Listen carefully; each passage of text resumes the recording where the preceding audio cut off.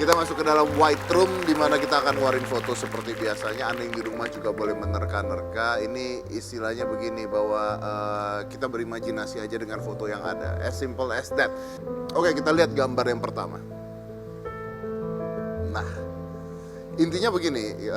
Lu kan nggak tahu ini gambar apa, tapi mengajak imajinasi kita bermain. Gambar apakah ini? Atau keadaan seperti apakah ini?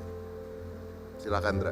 Oke, kalau dari pandangan gue, ini kakek-kakeknya sepertinya sedang membawa sepeda. Sepedanya tuh ada banyak belanjaan di situ ya. Tapi dari cara pakai bajunya kok kelihatannya kayak homeless. Nggak tahu ya, ini dari aku aja ya pandangannya dari gue kayaknya mungkin kakek-kakek ini homeless, tapi justru dia yang nolong si cewek ini kehilangan sesuatu mungkin atau butuh bantuan dan kakek ini yang membantunya. Oke. Jadi a homeless guy helping other people ya? I think. Oke. Kalau dari gue sih sebenarnya nih bapak-bapak atau kakek-kakek ini minta tolong nih cewek untuk bayarin uang taksi. Dia naik taksi, taksinya ada di seberang. Jauh ya. Turunnya jauh ya dia, kasihan ya. Jauh ya. Taksi kuning itu di belakang itu. Iya, enggak bercanda.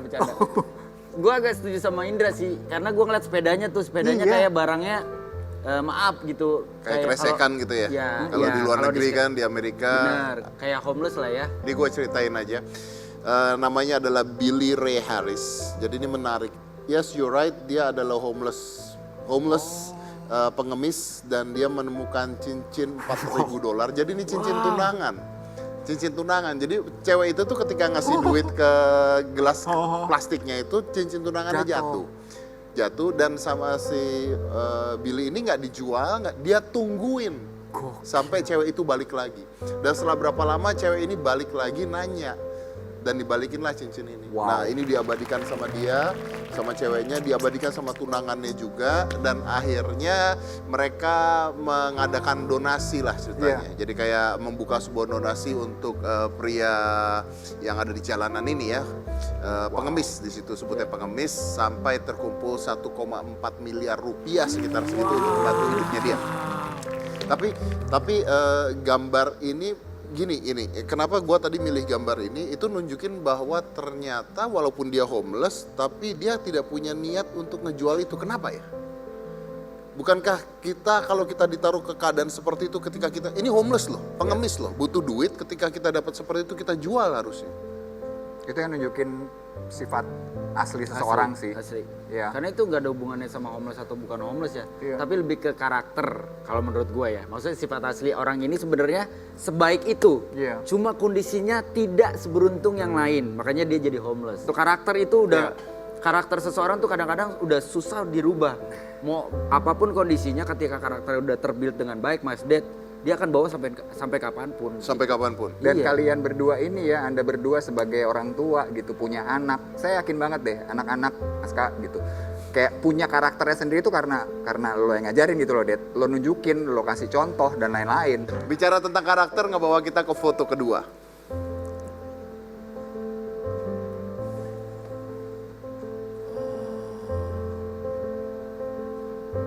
Kalau dari gua ngelihatnya itu yang di belakang cewek sama anjing ini sepertinya bukan anjing ya, kayak domba gitu. Ya gak sih? Iya. Ini kayaknya si anjing ini mungkin membantu si wanita ini untuk menjaga atau gimana istilahnya apa ya? Shepherd dog ya. Ya shepherd dognya si domba-domba ini gitu. Terus Tapi kelihatan mukanya agak sedih ya anjing ini ya. iya. Ini kalau dilihat dari busananya mungkin daerah Rusia atau Eropa Timur karena ada salju juga, berarti kan pegunungan tinggi banyak salju, mungkin situ kali ya. Bisa aja sih di Daerah-daerah situ deh. Iya, di Bekasi juga ada Transno. Transno namanya, bisa aja sih di situ sebenarnya. Iya juga.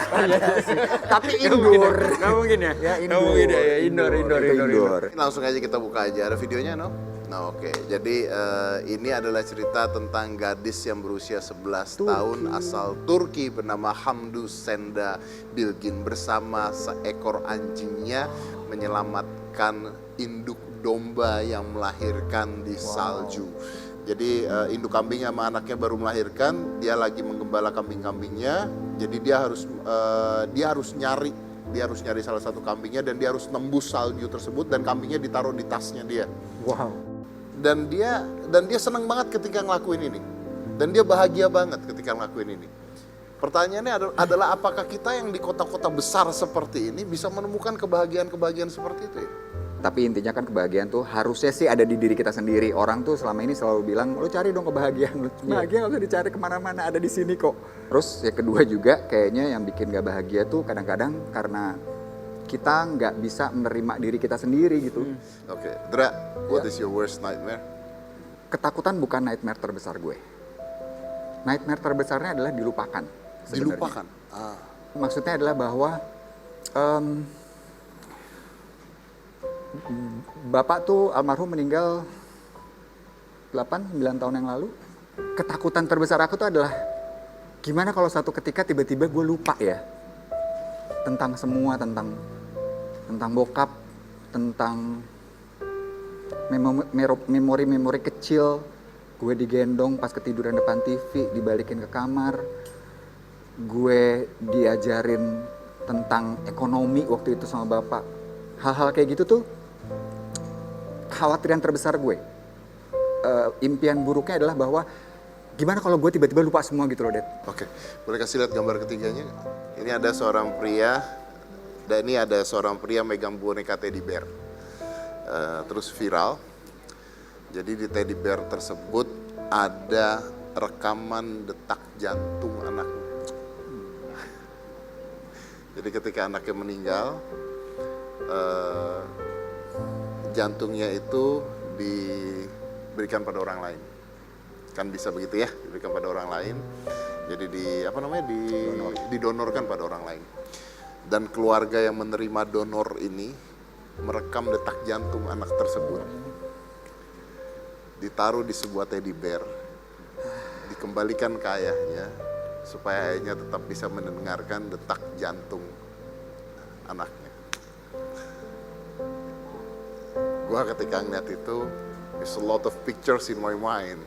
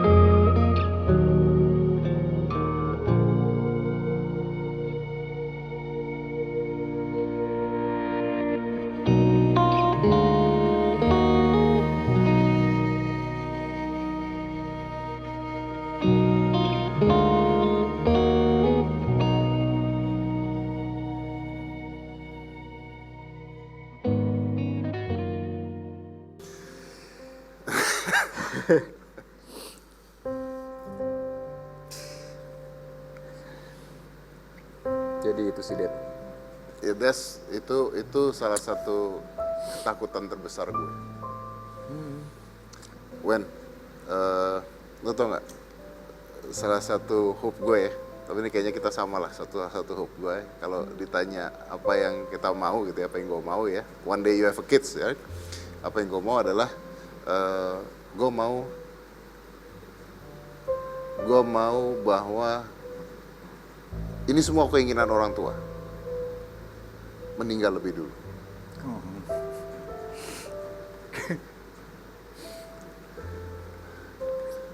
Because that was, tapi trust me, walaupun sulit, itu keinginan orang tua. Gue kehilangan bokap gue juga, dan bokap gue sebelum meninggal, bokap gue ngomong sama gue, ini yang papa mau, meninggal lebih dulu. Because that's the worst nightmare buat gue. Dra, thank you. Wen, thank you. Sorry. Gue ceritakan ini pengalaman gue juga, tapi mungkin kita ambil intisarinya aja. Ketika Anda hidup, jangan hanya hidup doang, tapi berikan impact, berikan arti buat hidup orang lain juga. Karena kalau Anda bisa memberikan arti buat hidup orang lain, Anda akan terus hidup. Saya Deddy Corbusier, this is Deddy's Corner.